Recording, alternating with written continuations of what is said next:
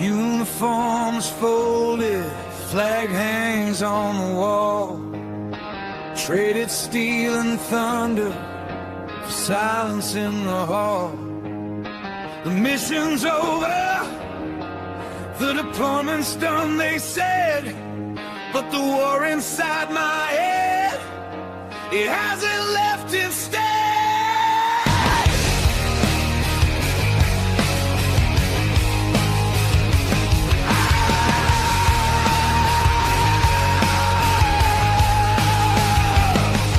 Got the handshake, the thank you, the ticket back home. Now I'm standing on the sidewalk, feeling utterly alone. This freedom is a cage that I can't seem to break. Every single morning it's a future I might forsake. Lost the rhythm, lost the drive, the structure disappeared. The invisible wounds are the ones that I truly feared. I'm walking on a wire, the pressure's coming down. Is there anyone listening in this lonely town? Full speed ahead after battle. All right, ladies and gentlemen, welcome back to another episode of Full Speed Ahead After Battle, right here on Military Broadcast Radio, where we give veterans a voice. Y'all, it's freezing cold in North Texas tonight. It's been this way the last few days. We've had, they wanted to say Ice Apocalypse 2026. It wasn't that bad, but I've been shut in for 4 days. I'm not going outside. I moved to Texas to get away from this crap. I grew up in Illinois. You know, deployments in the ocean in the middle of the winter, freezing cold. Texas ain't supposed to be doing this.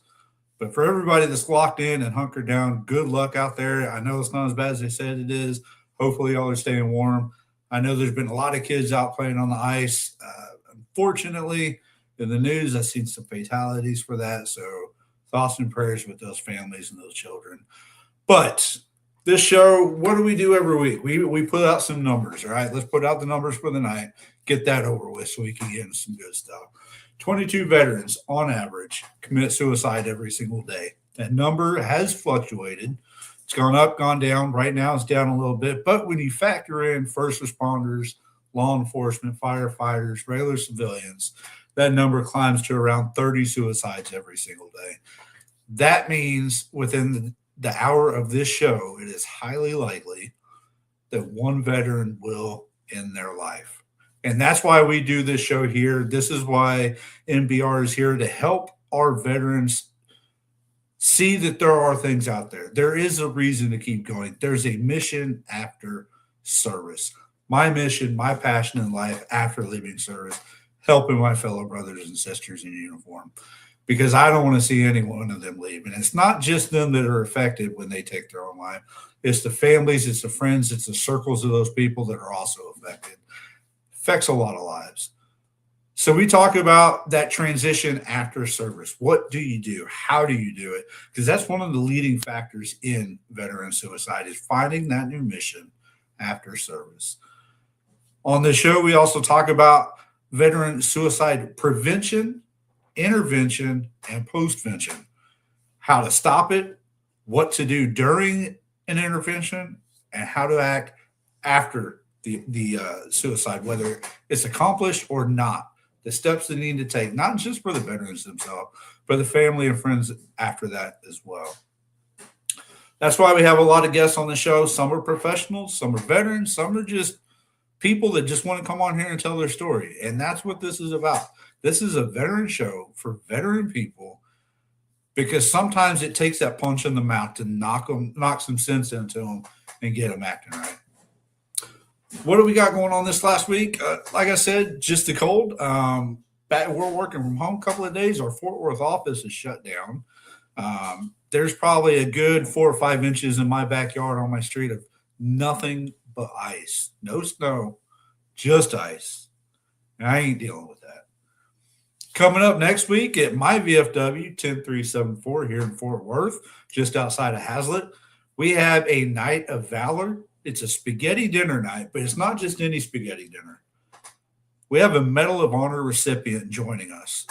Donald Doc Ballard will be at VFW 10374 next Wednesday, 6 p.m., talking about his story. This guy went from the Navy to the Army, from enlisted to officer, from corpsman to running things. He's done it. He's seen it. He's here to talk about it. He's here to raise awareness around veteran suicide, mental health. Come out, hear his story. He's doing autographs, but not only that, he's bringing a friend with him, a very close personal friend with him. If you've ever watched Texas Flip and Move on the DIY channel, that's the show where a bunch of different people, groups of people come in, they buy these old dilapidated houses, move them, flip them, sell them. Used to have Myers Jackson on there, if y'all knew who that auctioneer is.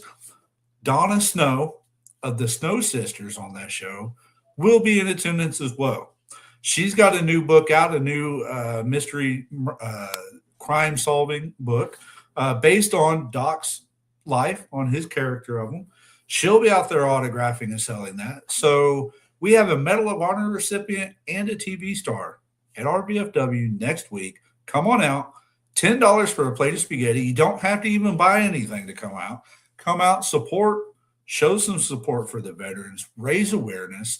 Doc is raising funds for his nonprofit where he takes funds for things that he does, takes his own money, and he pays for funeral services for indigent veterans and first responders that can't afford it.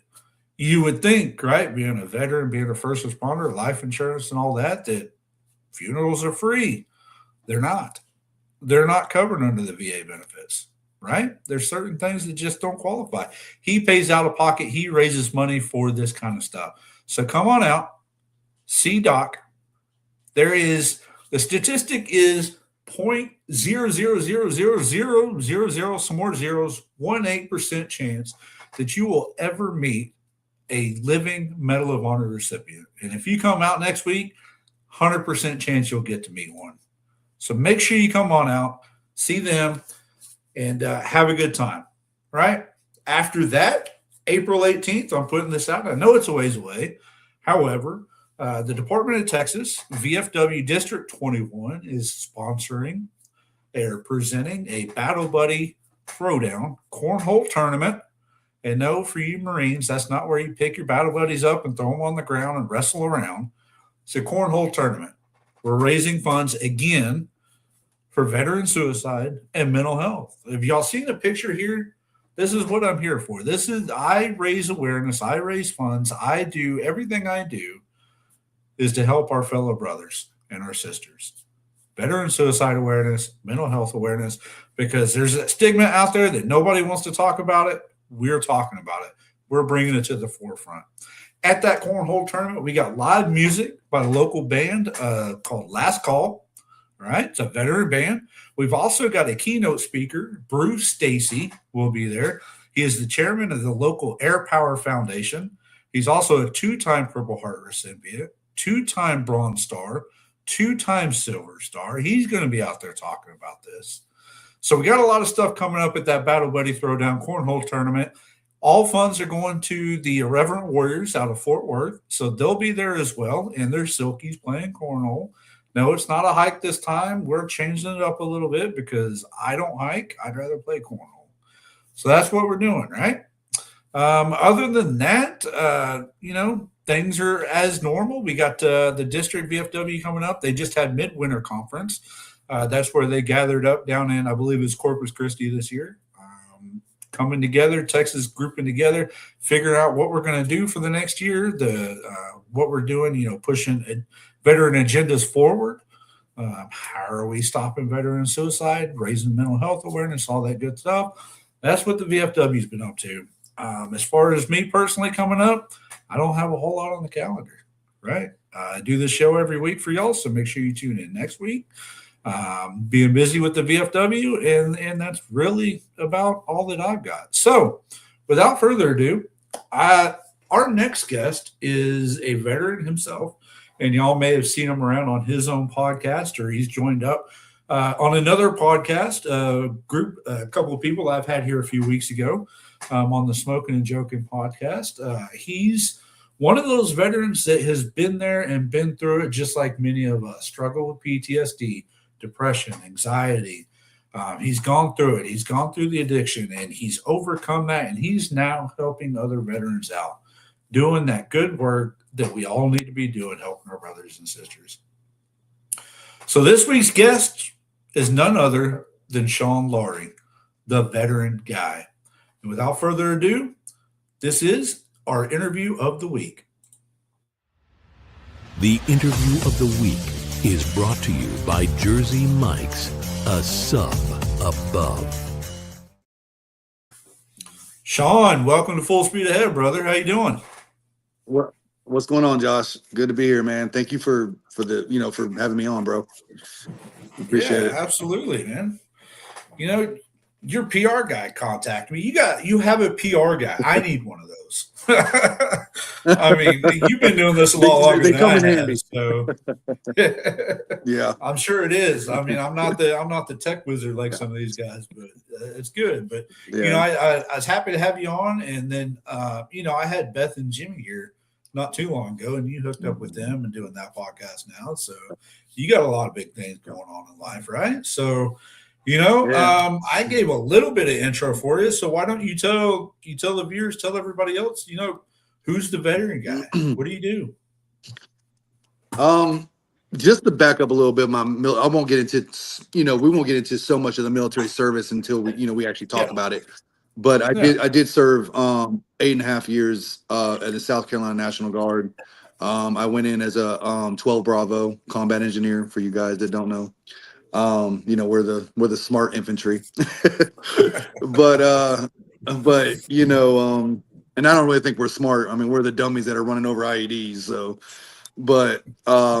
So anyways, I did 8.5 years in the military, combat engineer, went to Afghanistan, did a couple tours in Afghanistan, got out in 2012, got injured in Afghanistan on my last tour, ended up having surgery and all kinds of other stuff. And, that's really where addiction started for me. So, like I heard you talk about earlier about, transitioning from military to civilian. That was difficult. I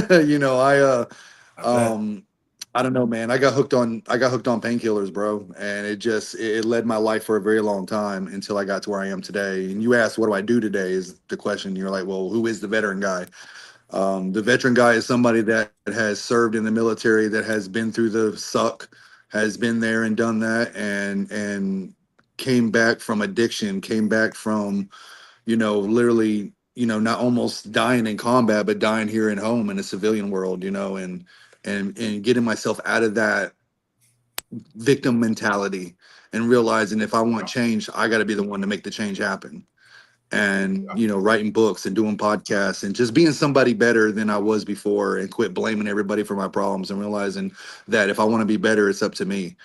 And that's who I am now, is just somebody that, and I still go through shit, bro. I still go through stuff all the time. Like I struggle all the time, but I just really try to focus more on the positivity in life and focus on the good, and realize that, life sucks. Life can suck, but it can also be what we make of it, And so the veteran guy is somebody that just tries to inspire people, whether it's through relationships, whether it's through, military transition, if it's drug recovery, whatever it is. If I can be a voice and I can inspire you, that's who I want to be. And that's who the veteran guy is. All right. Because I was going to ask you, there's so many veteran guys out there, right? Everybody's a veteran guy. Everybody's a veteran guy. What makes you the veteran guy? Yeah, but you explained it. So I know. So I to know. be able to I just want to say real quick, like it's crazy now because there are so many veteran guys. And when it first started, man, like I've been doing social media for a long time, bro. Like this isn't new for me. Like I've been doing the Facebook thing, I feel like I was one of the first original creators of Reels. Like back in 2012, I was creating videos and dropping them on Facebook before it was popular, but I don't know, dude. It's just, I don't know. I don't know. I did a lot of stuff, and I did a lot of things for veterans, and I was part of a lot of organizations, and it was funny because people started after we'll get into it, but I went viral after I got clean and sober. And people used to ask me, "Are you that veteran guy? That veteran guy, right? That veteran guy that's on, you know?" And they just kind of stuck. So I was just like, you know what, Yeah. y'all might as well just call me the veteran guy. So that's just Yeah. how that came around. Dude, I know how that is. I work in a corporate office, and people know me by that bald guy with the beard and the tattoos, right? Hey, They don't know my name, but whenever they need help yeah, with something, just go find the guy with the beard and the tattoos. So I get I it. like it. The guy with the long, cool beard. I like it, dude. Yeah, yeah. So, Yeah. so Mhm. let's get into it. To know where you are now and where you're going in the future, you got to understand the past, right? So you talked Yeah. about a lot of people, a lot of veterans plan to get out. You didn't plan to get out, right? Because you got injured. So I can't ask you, did you take, I guess I could, but did you take your job, your job skills and translate those into the civilian world? But I'm going to ask you, what did you take from the military when you got out that helped you thrive and overcome your injuries and things like that? Well, to answer that, I don't think I really did, man. I mean, it's kind of like infantry, bro. Like, I feel like the only thing you could take from infantry really is, I mean, besides the discipline, right? The discipline Yeah, and the things that they've learned, but like, what really else do you learn besides shooting? Like, right. accuracy and stuff like that. Like maybe a police Yeah. officer or whatever, or some type of first responder. But I don't know, dude. It's like I said, man. When I got hurt in Afghanistan in 2000, like I was there in 2000, and my second tour was 10 and 11. So I got injured around towards the 11 side of it. So I Hmm. came home a few months early. um, and it wasn't planned. Like my Yeah. commander literally told me, he's like, "Bro, go to Fort Gordon, Georgia. Go to the WTU unit, get your surgery, and then we got another tour ready for you. Like this is gonna be my third tour. We're gonna go to Kosovo." Like my brain was already expecting to get surgery, get Yeah. out, do what I need to do, get back to work. A lot of people don't realize when you get into a medical hold situation, you're seeing therapists, you're seeing doctors, you're Yeah. seeing psychiatrists, and then that's when Yeah. all the meds start. That's when all the, "Oh, you're crazy," or "You have sleep apnea and you have freaking nightmares and you need a pill for this and a pill for that and a pill for this and a pill for that." And like that's all I would get. And it just really went on for like almost 2 years, bro. and Yeah. and finally it just kind of came down the pipeline that they were going to discharge me, honorably discharge me. Well, actually, let me rephrase that. They were going to not only honorably discharge me, but they were going to retire me. So I got Mhm. retired out early. So that, I mean, obviously that was a benefit. But at that time, bro, I ain't gonna lie, I was taking so many pills and I was so drugged up and I was so high all the time that it didn't even affect me. I Yeah. was just like, okay, whatever, you know. Yeah. But so when people ask me what did I take from the military at that time, dude, there wasn't nothing I could really take. Like I was a drug addict. Like I try to explain that to people. Like Mhm. I was a pill popping addict from 2011 all the way up to 2018. All I was doing is running the streets and burning through money and destroying my Yeah. marriage. Like that was my Yeah. life, you know. And Yeah. but we can get more into that. But to answer your question, bro, to get where I am today, I think a lot of it just came from discipline. Yeah. Falling back on that discipline, falling back on that. If I want it, go get it. And Mhm. I don't know, man. It was a long road, bro. But it took one of my brothers who was an 82nd Airborne Ranger. He saw what I was going through. I made a crazy post one time, and I don't know. I was at the end of my rope, bro, and I was just done. And it was 2018, and Yeah. I was just done. And of course, my messenger's blowing up, and everybody's wanting to contact me now, make sure I'm okay. And this one guy just kept calling me and calling me and calling me, and I knew him personally. And he got on the phone with me, and like you said earlier, you said sometimes it takes to get your ass, get somebody just Mhm. kick your butt just to get you. Yep. And that's what he did, bro. It wasn't like everybody else was like, "Oh, you got this." It was, get your stuff together. If you want to be better, you need to do it. Get off the drugs, become better, stop whining and crying. Like he didn't care, bro. Like he gave it to me like a drill sergeant. Right. And that's what stuck with me, bro. And that's what hit me. And I was like, you know what? This dude is so right. And I'll get Yeah. into how I got clean, but that was the change for me. You know what I mean? It's like Yeah. I realized that nobody's going to do it for me. I got to do it for them. Yeah. And that's kind of what I was trying to get to. And somebody has a comment here that, they're always infantry, no life skills. But what a lot of veterans get stuck on is this was my job in the military.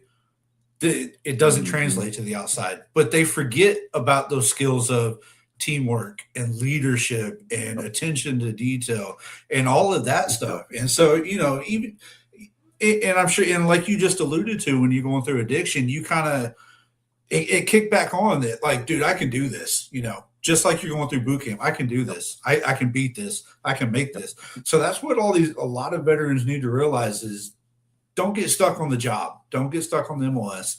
Get stuck on all that other stuff that you learned, right? And that's what's going to carry like that, bro.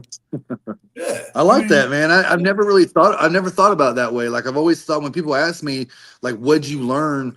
Like, I thought about it. Like, I did say discipline, but that's really it. I didn't think about the teamwork and think about the, the commitment that it took to show up for formation every morning and, getting up and, I don't know, dude, that's a good point. Yeah. I mean, we learned a lot more than our job because, we learned more than just shooting. We learned more than just our job. We learned more than just for me, I was demolition, like combat engineers. And for y'all that don't know, our job is basically to blow stuff up. Like, that's our job. Yeah. And I learned more than that when you think about it. The teamwork, the discipline, the camaraderie,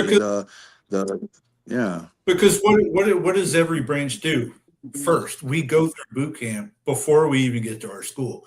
They're breaking us down, building us up into one team, one fight, and that's before we even learn that job. So they're building all those skills beforehand. So it took me a long time to remember that before somebody pointed it out. I think my dad did. He's like, "No, man, you did. You learn more than just your job." Right, exactly. So let's talk about one of my big things is I'm not a fan of the VA. Right?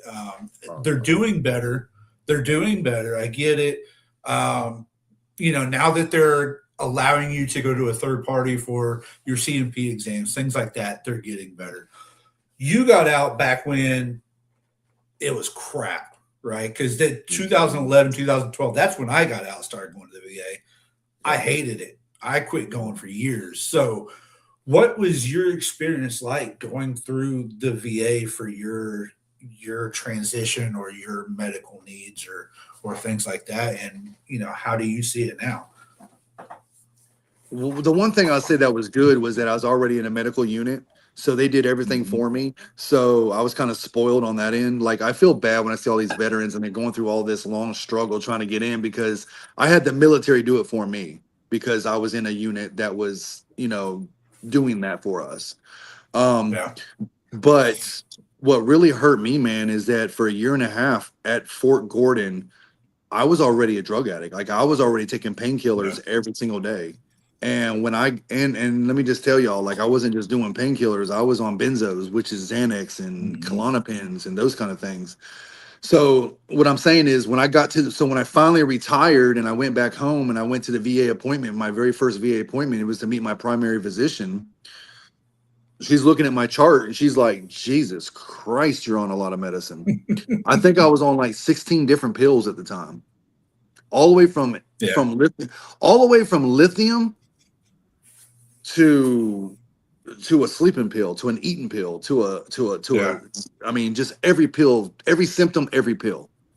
And she noticed, "Oh my God, dude, you've been taking these freaking Percocets since 2011.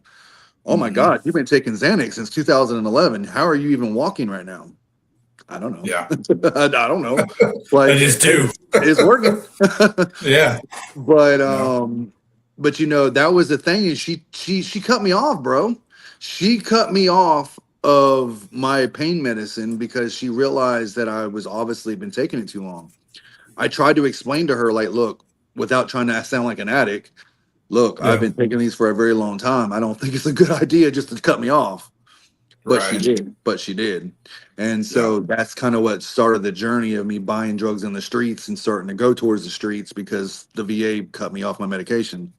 But It was weird, bro. I went there trying to get help, trying to figure out what was going on. And it was always like months and months and months before I get an appointment.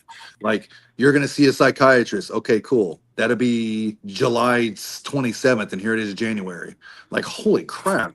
Like, and then when you go see it, it's the same story. Here's a pill. Here's a pill. Mhm. What pill have you taken? So in my experience, bro, it's been take this pill, you'll be all right. Take this pill, Yeah. you'll be all right. Now I will Yeah. say the VA today versus then has gotten a lot better. I mean, they still push the Yeah. medication, but they are actually Yeah. looking at different revenues as far as like, hey, is there any organization out there you can talk to? Or hey, we do have an addiction counseling group that you can get involved in, Right. stuff like Right. that. So Yeah. I got you. So going through your addiction and all of that, I'm sure your mental state was not good at all, right? And like many veterans, I'm sure you probably had thoughts, and you even put it out there that you have some of those suicidal thoughts, right? And so let's talk about that. Like, when did you realize that those thoughts were creeping in? Because a lot of veterans don't realize it. They think, oh man, it's just another day, another thought, right? Not yeah. no big deal. But what about it hit close to home for you? Like, dude, this isn't right. I got to do something about it. You mean like as far as wanting to like unalive myself? Yeah, yeah, Man, that's a tough question. I mean, it yeah. really what it is man is that I mean, there was multiple times I felt that way. I think for me is I've always wanted to Hmm. be a good dad. I've always wanted to be a good husband. I've Hmm. always wanted to be that type person. I love my children to death. My Yeah, kids are my kids are my world. And yeah, my kids saved me. My kids are the reason why I'm here today. I had I was married twice. My first marriage, even the children I had from then, like I was a young guy that was in trouble all the time with the law. Like if I wouldn't have had those right. kids, man, I wouldn't be who I am today. So my kids have always Yeah. been there to save me.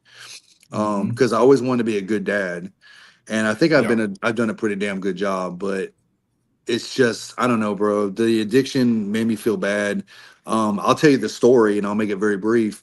Yeah. I was very sick, man. I was it's going into my being recovery. So for Hmm. 8 years, I'm just struggling with addiction, bro. Like every day out in the streets, spending thousands of Yeah. dollars, selling drugs to make money, like just living a life like a crazy person.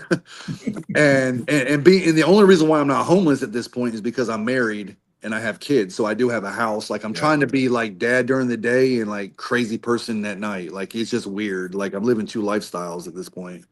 Um, but anyways, I was very sick. I had no money, I was at my lowest of the lows. And this is the same time I did that whole calling thing. But Yeah.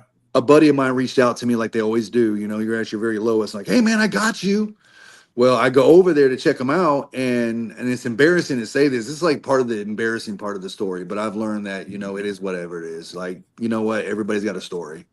Yep. Um, and I've never done meth. It wasn't never nothing I cared about doing. I was always an opiate addict, from from being injured, and anyways, the guy had meth, I guess what he called it ice, whatever it was. And Yeah. he's like, hey, bro, if you snort this line, it'll make you feel better. And I was like, Yeah. bro, I don't know about that, dude. I'm an opiate addict. I need opioids. Like, hell, I'll take heroin at this point. Like, give me something, that's gonna make me feel better. Yeah. I don't know. He talked me into it, man. I snorted that one time. That's it. Just that one time I snorted that line. And it didn't do nothing for me, but put me like in a crazy depression, bro. It was scary. It was so Yeah. scary that I jumped in my car, still sick, obviously, going home, and all I did was just literally began to cry. And I was just thinking Yeah. about, oh my God, bro, like I'm at a level now where I'm snorting meth. Like I was just dogging myself all the way home, crying, feeling Yeah. sorry for myself, felt like I was a piece of junk. Like here I am, supposed to be some type of veteran, supposed to be somebody, supposed to be somebody amazing. And here, Yeah. I don't know, a million thoughts going through my head, bro. And that was the day that was a scary moment because I really was convinced that I was going to end my life. And my best Yeah. friend ended his life in 2016 by hanging himself. His 13-year-old daughter Mhm. found him. And I was going to do the same thing. I was going to go in the backyard and I was going to hang myself in our backyard tree. And my whole theory of that was I won't make a mess. She can just cut me out and put me in a box. Cut me down, put me in a box, no mess. Just you know. And it was because I felt like a failure as a father. I felt like a failure as a husband. I felt like a failure to my friends, to my veterans. I felt like just somebody that just, I don't know, man. It was just the power over me was so strong that I just really felt like I'd be better off dead. And that's when I made that post, and that's when my friend called, and that's when all that, you know, went into getting better. So that was probably the strongest moment of my life that I've ever felt like really giving up. Yeah, man, that's, you know, it makes it tough when somebody so close to you does that, right? Because I went through something similar a couple of years ago. You know, growing up, I used to spend summers on the farm with my cousins, my aunt and uncle. And 2 years ago, right after Thanksgiving, my uncle, who I thought was a very strong, religious dude, he was the guy that knew everything, did everything, everybody could count on, right? Oh yeah. He took a gun to his chest and ended it, and his son found him. Right, his son served, his brother served, my dad, his brother served, and you know, now it makes you think like, okay, if he's not strong enough to do it, why am I? Like, okay, I got no shot in this, right? So I'm going to go ahead and do that too. I didn't do that, but you know, the thoughts run through your head when you see people do that, and so. What I like to try to tell the people is like, it happens, right? It's not supposed to happen, but it doesn't mean there's no hope left for you, right? You fought next to guys and women and things in battle. There's still people right there fighting alongside with you. You just got to reach out and ask that help. That's the problem when it comes to the veteran suicide and mental health talk is people don't want to reach out and ask because there's that stigma that, dude, they're going to think I'm worthless or I'm no good, but they've got. I'm just complaining. Nobody wants to hear. Nobody wants to hear me complain. Nobody wants to hear me bitch and moan. Nobody wants to hear. But you know, I'd rather hear you bitch and complain all day long than not hear from you at all anymore. Right. Right. I agree. People, I agree. You got to get over it. I don't want to say you got to get over it, but you got to ask for help. Got to quit thinking you're worthless. Ask for help. So, you know, that's going to lead us into the next chart when we're going to start talking about how you overcame that, what brought you out of it, and how it happened. But first, we're going to take a couple quick minutes. We're going to have a quick video, and we'll be right back to turn around on the flip side of that.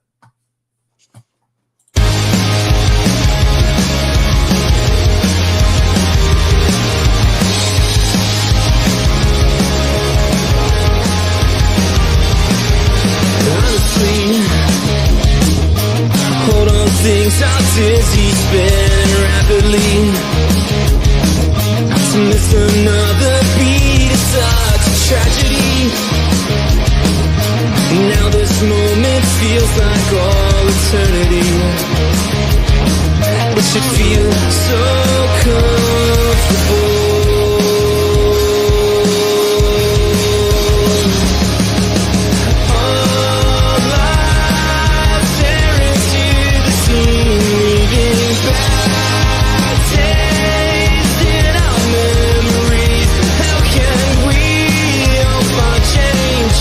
It's all in the secrets of the open hearts club.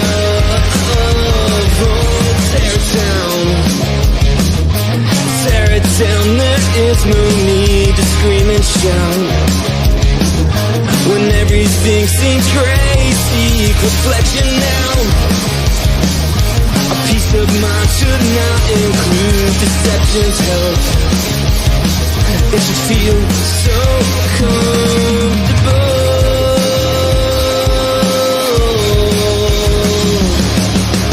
All eyes stare into the scene, leaving dry taste in our memories. How can we all find change? It's all in the secrets of the open hearts. Honestly,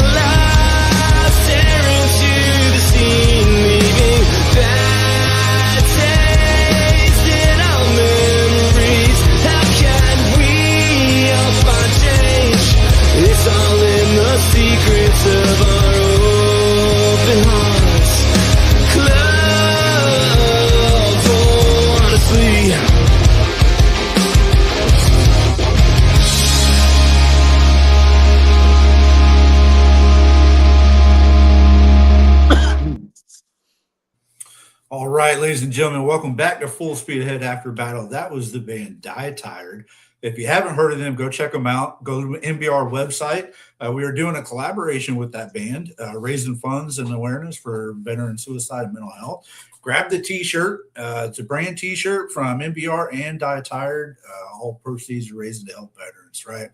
We're here with Shawn, the veteran guy, recovery coach, all around, badass veteran, right? As we just found out. So before we left off, we were talking about the addiction and the suicidal thoughts and things like that. How did you transform from that just a veteran guy into the veteran guy that is now being successful helping people? I have a one answer for that, but I'm going to save that for later. So if I don't say that, just remind you, be like, oh, by the way, that one Got answer it. you were going to tell me. All right. That one answer. That one answer, because it's very, very simple. When people hear it, they're going to be like, oh. But in the long stream of things, it really boiled down to that guy that, my brother that reached out to me and gave me that third degree. Like, bro, get your head out your ass. Yep. And that's really what it was. And then after that happened, I actually went to my wife at the time, who we've been married at the time, 18 years, who stuck through me through a bunch of stuff. I did go to her and I was like, hey, okay, let me back up a little bit. So after that phone call, I realized I needed to make change, right? I started thinking about it and I was like, man, this is crazy. Like I need to change my life. I need to do better. I need to do this. And I know we don't get religious, but I will say for me, my God, I prayed about it, and I prayed and I went to bed that night sick, still sick, by the way. It's like day 4 that I haven't had no opioids. So I'm really, really sick at this point. Yeah. And I pray to God, and my prayer is different. My prayer is not to get me off of the drugs. My prayer, believe it or not, is I prayed that I would wake up tomorrow still having the same thoughts that I have now. Like, I want to get clean. Please don't let me wake up and have an opportunity to get high. Like, keep me where I'm at. Like, I need this. And so I went to bed on and off. I was up all night on and off, bathrooms, all that type stuff. Anyways, 7 o'clock in the morning comes around. I remember walking in the living room, and I talked to my wife at the time, and I said, hey, I need to talk to you. And she's like, what? And I was like, I don't know if you know this, which like she doesn't know. I'm like, I don't know if you know this. I'm still been doing pills. I've still been doing all the same stuff. And we never talked about it, but I went to rehab in the past. It was around 2015. I got an ultimatum, and I was clean for like 30 days, and that kind of fell apart. But so from like 2015 to 2018, I was kind of lying about it. You know what I mean? I was kind of trying to hide it. And I told her, I was like, look, I've been doing the pills. I've still been living life the same, but I want to get clean. Like, I want to do this. Like, I'm ready to do this. And I explained that to her, and I begged her to help me find a place. So she got on the phone, bro, and we called around. And at the time, and people don't understand, even in 2018, we didn't even know that the VA was helping veterans that were suffering from addiction. I didn't have no clue. So I got on the phone and we started calling around treatment centers, and they're like, hey, we found one place that was like, I didn't have insurance. And they were like, it's going to cost you $600 to come to this facility, but we'll get you clean. Bro, it just so happened that's all we had in our savings account was $600. Yeah. And so we used every dime we had. I went to an inpatient detox center for 10 days. We found an inpatient detox center for 10 days. I did detox for 10 days, got out. And the moment I got out, I went up to the front desk and we were talking, and they're like, okay, well, we have another program. It's called inpatient. It's called outpatient. It's called Intensive Outpatient Treatment Center. And we do therapy for 4 days a week at 3 hours a day. Do you want to get involved? I was like, heck yeah, sign me up. So I did that, bro, for like another 7 months. Every single day I would go to therapy, and I would go to these treatments, and I would do it every day. And I remember 7 months, it was about the 7-month point, and I finally got my little chip, and I was happy, and I did it all. And I remember jumping on Facebook, and I was like, hey y'all, my name is Shawn Laurie, and if you don't know who I am, I'm a veteran, and I've been suffering with addiction for 8 years. Well, I am 7 months clean and sober. And if I can do it, you can do it. And I went viral on Facebook, like at the time viral, I don't know, maybe 2, 3, 400,000, whatever. But it took Yeah. off. And Yeah. and that's what kind of pushed me into creating a group. You know, I created a group of veterans, and I knew right then and there, bro, like all the outpouring. I couldn't believe how many veterans were suffering. I couldn't believe how many spouses were suffering, how many people were suffering, to see all my battle buddies and all my bros and sisters that served that were suffering with addiction, suffering with alcohol, suffering with depression, suffering with suicidal thoughts. Like, it was unbelievable. So I wanted to create something and be a voice and be like, hey man, I'm nobody special. I'm just somebody that was able to get out of it, and I can maybe help you get out of it. And that's it, man. Like, it was crazy, dude. Life went by pretty fast, dude. From Yeah. 2018, getting clean and sober, I went and from then I went on speaking on 14 different stages. I Wow. ended up hosting 13 events. I wrote 2 books. I did 62 different podcast episodes of my own episode that hit top 20 in the Apple podcast top 20.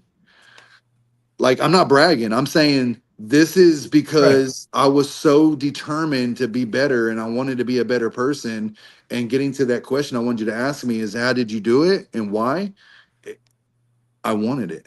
That's the simple answer. Yeah. I That's wanted it. it. That's it. That's what they always say is you can't take somebody to recovery unless they want it, right? And so that's the exact answer, because you want it. Every veteran should want it. Every veteran wanted to succeed at boot camp. Every veteran wanted to succeed Mhm. at A school or MOS or whatever they did. That's what veterans do. We succeed and we kick ass at everything that we do, and we can do it now. When it comes to addiction, comes to mental health, suicide, we can do it. We can overcome it. Just That's a great do it. point, bro. A lot of us in Just do basic it. training, dude, a lot of us don't remember, man. But when we were going through boot camp, I don't care who you were, Mhm. Marines, Air, whatever. I don't care how easy you thought it was or how hard it was. Mhm. It was a challenge at some point. Yeah. And the fact that you sat there, and at some point we all thought about quitting. Yeah. At some point we all Yep. regretted us being there. At some point we were like, you know what, maybe this isn't for me. Yeah. And but what kept us all there, and what the ones that made it, the reason we made it is why? Because we wanted it. We wanted it more than we wanted regular life. And we were willing to do what it took to get there. And I always tell people with addiction, as hard as it is sometimes to get the drugs and deal with the dope man and all that crap that comes with it, Mhm. you got to want to be clean just as hard. Yeah. You got to want to be clean and a better person just as much as you would to want to be an addict, I guess, per se. You know, like, you Yeah. got to want it just as bad, or if not worse, not if Yeah. not more. Exactly. I mean, we're the same person now that we Yep. were in boot camp going through that. We just have more life skills, we got more knowledge. We got other tools in our tool belt that we can use to get us through these things. So you made it through boot camp, you made it through everything. You're gonna make it through life. It just That's you right. gotta keep moving forward, and that's all it is. So let's talk about these books, man, because you wrote these back before there was AI writing books, before computers were writing everything. You wrote these yourself. Yep. So what brought these around? Why these kind of books? I mean, Can I just throw out there, bro? I even today I wouldn't use AI for a book. I would not use AI for a book. I know it's I think it's so ungenuine. It makes me yeah, sick to yep, know that there's so many books and so much stuff being written through AI that is so I'm trying to say the word. yeah. I'm not very good with words.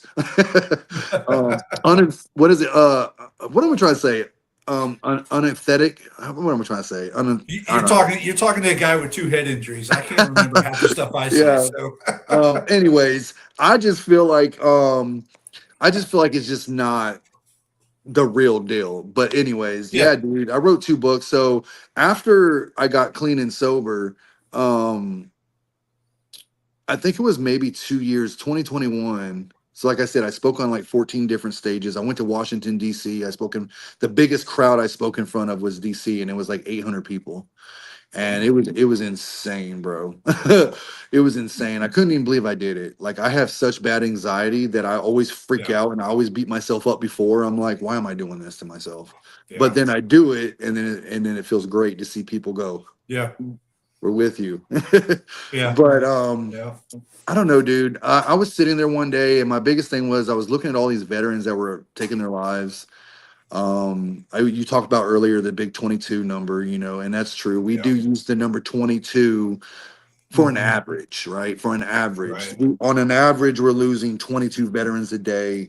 I feel like I've heard different stories, some 22, Yeah. 30, 45. Nobody really Yeah. knows. Nobody really Right. knows. Right. One is too many. We know that.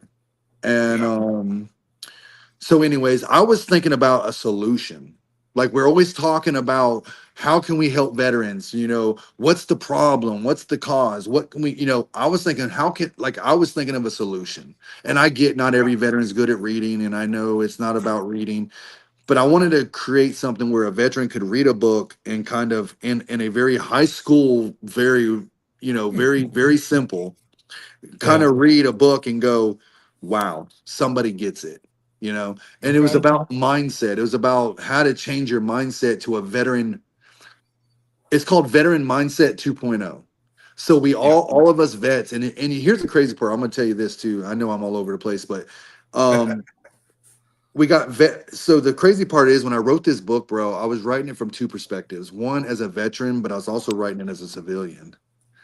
And so I always tell people my book isn't just for veterans, even though it is written for Veteran Mindset 2.0. I want my veterans to look at it and go, okay, how do I upgrade as a veteran mindset? A basic veteran mindset is what? Life sucks. We got out of the military. We have no inspiration. We have no purpose. But once you get to a 2.0 mindset, that's when you're like, you know what? I control my destiny. I know what I need to do to Yeah. get to the next level. And so I basically just talk about how to upgrade that mindset, how to get over diversity, how to get over struggle, how to, just focus on what needs to be done to get to the next level. And I just put so much in that book, bro. I put so much work in that book. I know God was with me the entire time. I'm a very big believer.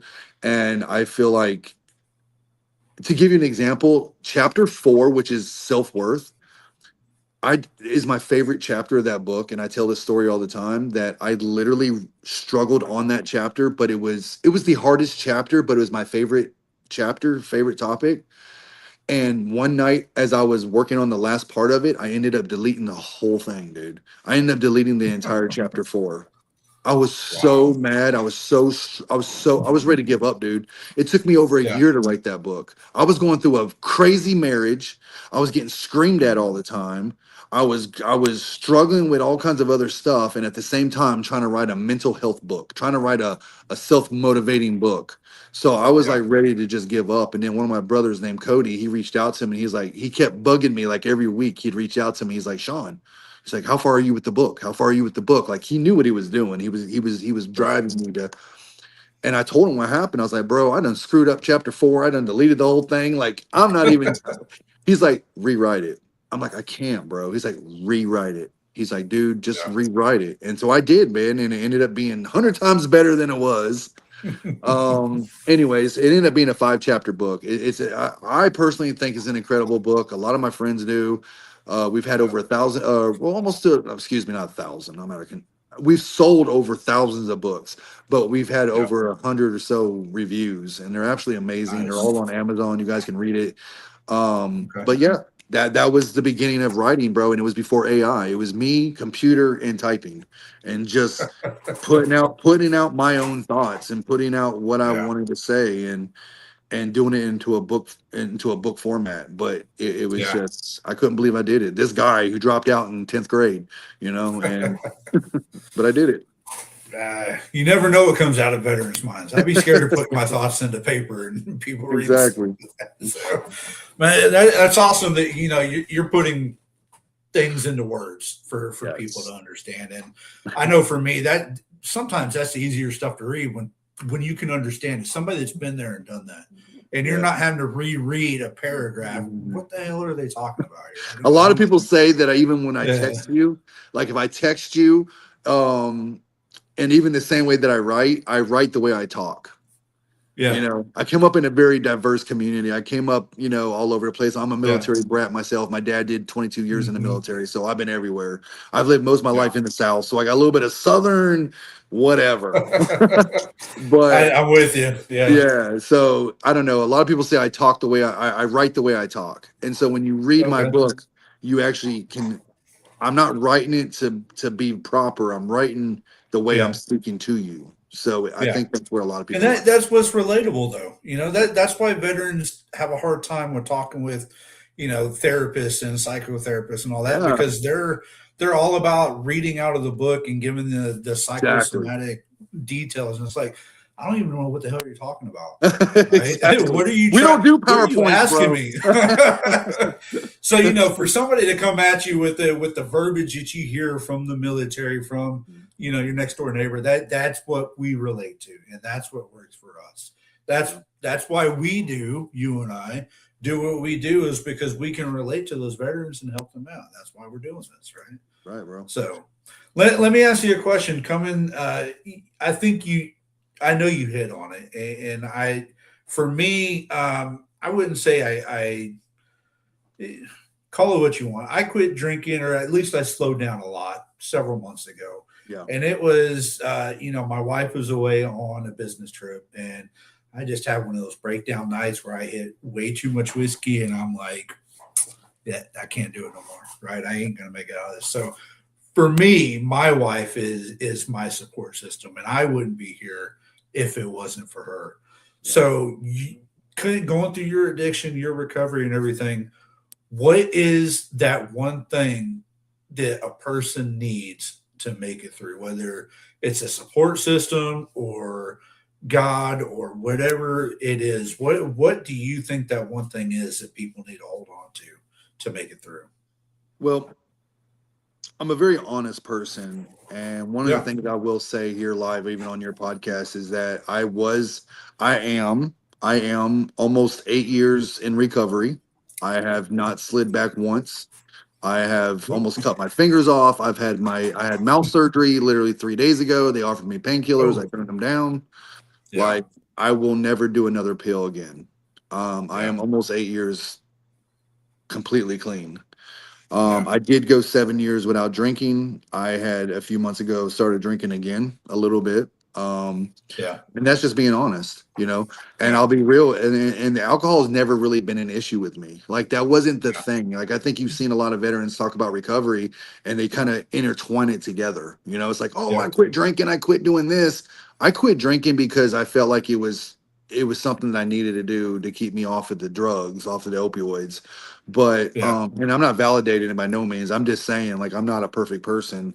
And so yeah, I've drank a little bit here and there, but as Yeah. far as the opioids go, I have been clean for almost 8 years. That's So awesome. I wanted to put that out there because I'm not, I'm a very honest Yeah. person, you know, and Yeah. and I want other veterans to see that it's okay to have a beer. It's okay to have, Yeah. a shot of whiskey. It doesn't mean you're an addict. you know. Right. It's just all about how you control it and what it does for you. Yeah. And so following up that with what you asked me, what's it take? Honestly, bro, I'm gonna be real, like, go all the way back and Yeah. say, number one, it's gonna have to take willpower. You gotta want it. Yeah. Like, if you don't want to quit smoking them damn cigarettes, you're not gonna quit. If you don't want to Yeah. quit that damn weed, it's not gonna quit. If you don't want to quit that alcohol, you're not gonna quit. Like, if you don't really want to quit, you can't do it for other people, bro. You can't do it for your mom and your dad and your brother and your sister and your cousin. You got to do it for you. Hmm. Yeah. And that's my honest point. Now, is it easier having a support system? Hell yeah. Because then you got people that will hold you accountable. You got people that will go, "Hey man, you're drinking tonight," or "Hey man, you're obviously high on something tonight." So I would recommend having a good support system. Obviously, going Yeah. to some type of maybe AA or NA meeting, go around other addicts, around other people that are struggling, so that way you don't feel alone. But at the end of the day, if you want it, you can do it. There's no excuse. Yeah. There's absolutely no excuse. I will never take an excuse for anybody to tell me you can't do it, because if I can do it, you can That's do right. it. Man, here can do it, you can do it. So, That's right. you got to want. Just like in boot camp, you don't get any excuses from the drill instructors, right? You either do it or you're out. So it's the same thing. So look, we're coming up into the hour of the show. You've given out so much great information already. Thanks, Like man. you're it's way out there, and you've got so many followers. Like everybody's sitting here chatting up Crazy. the comments, and they're like, "Dude's amazing. Like he's a living legend." So, Nah, bro. I'm but just a normal person like you. hey, that's all it is, right? So I run all of my guests through the 2-minute drill. I know the Super Bowl's coming up, and neither of my teams are in it, but whatever. Mine either. I guess I got to go for the Patriots. I mean, Oh no! I mean, Who's the I other hate team? the Seahawks. I hate the Seahawks. Anyways, 2-minute drill.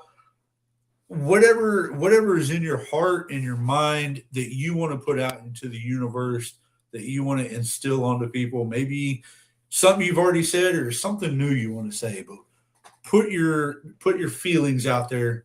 2 minutes, floor is yours.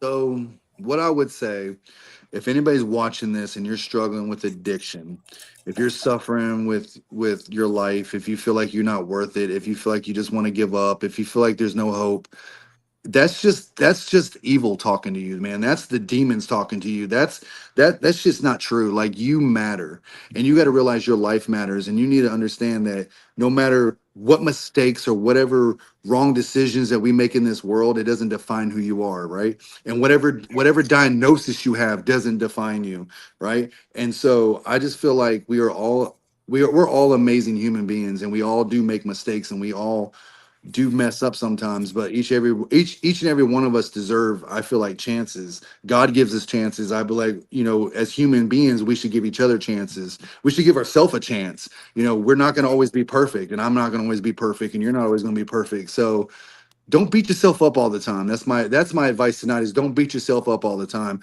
We all make mistakes. We all do things that we're not proud of. We do things that we wish we can change sometimes, but you know what? At the end of the day, we're all human, and we all make mistakes, and little mistakes or big mistakes, we all mess up. So don't beat yourself up for it. Know that you matter. And if you are struggling with any type of addiction, you can get through it. You just got to really, really want it. And if you're going to tell me tonight that you can't do it, it's because you don't want it. And I will always tell you that to your face. If you want it, you'll make it happen. For those people that are suffering with their life and they feel like they're not worth it, please reach out to me. Reach out to my friend here, Josh. You do matter. And please do not give up. And all I want to say is that every veteran that served our country, we are very grateful for you. You are always our brothers and sisters. And for all of those that support us, we are very grateful for you as well. Like I said, there's nothing special about me. I'm just somebody that has passion and wants to see other people do good. And so that's really all I got to say. Just Shawn, I appreciate you coming on the show. I appreciate, Yes, sir. man, the strong message, the deep passion that you're putting out there into the world for our veterans, trying to help them out, whether it's podcasting, books, or, one-on-one, everything you're doing. Keep it up, because, like I said, that 22 number is changing, but it's never going to go down unless we all put in the work. So keep it up. Thank you so much for what you do, and you are welcome back on the show anytime, man. Heck yeah, dude. I had a blast. Thank you so much. All right. Have a good night, Shawn. All right, man. Later, dude. Ladies and gentlemen, that is bringing us to the end of this week's episode of Full Speed Ahead After Battle. That was Shawn Laurie, the veteran guy. You heard his message. Nothing's going to happen unless you want it to happen, whether it's addiction or getting into recovery or getting over that hump, getting that job. It's all about you and what you want.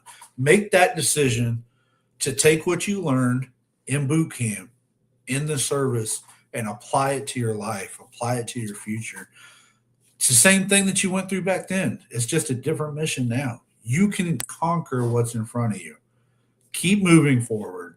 Get that support system. Make that mental note that you're going to make this happen, and you're going to do it, right? Shawn, obviously there was a lot of people backing Shawn tonight. Shawn is an amazing person. He's been doing this for a long time. I've seen him for many years doing what he does, and he's a great addition for the show. Next week, we have Richard Brosner coming on. He is a life coach. He's a speaker, a mentor. He's going to be chatting with us about several different topics as well. So again, hang in there. Same message as always, because it never changes.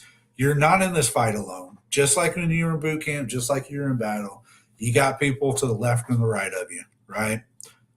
You still have those people. Their faces have changed. The missions changed. The passions changed. Just remember, though, it's okay to ask for help. It's okay to reach out. It's okay to talk about that mental health, because that's what's important to you. That's what's going to keep you going forward. You got to make that change, people. So keep it up. I'll see you next week on Full Speed Ahead After Battle right here on Military Broadcast Radio. That's it. Stay warm out there, Texas. Dismissed. Life is like a duck. Tough times don't last, but tough people do. Here at Military Broadcast Radio, we're teaming up with our friends at Die Tired, the veteran-friendly music band spreading strength, resilience, and mental health awareness one shirt at a time. And check this out. Their brand new shirts feature broadcast beaker right on the breast pocket. A reminder that you can weather the storm, and you're never alone. Shirts are only $25, and proceeds support giving veterans a voice.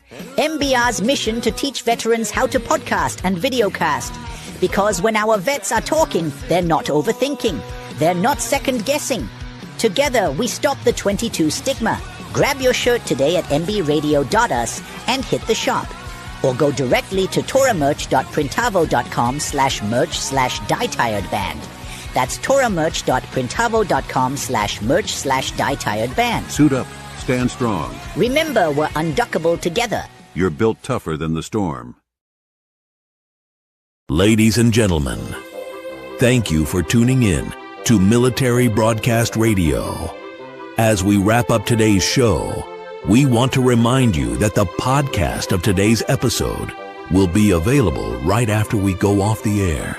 So if you missed any part of the show or want to listen again, be sure to check it out. And remember, we're here to support and honor our veterans. Your stories and experiences matter, and we are committed to giving you a platform to share them. That's right.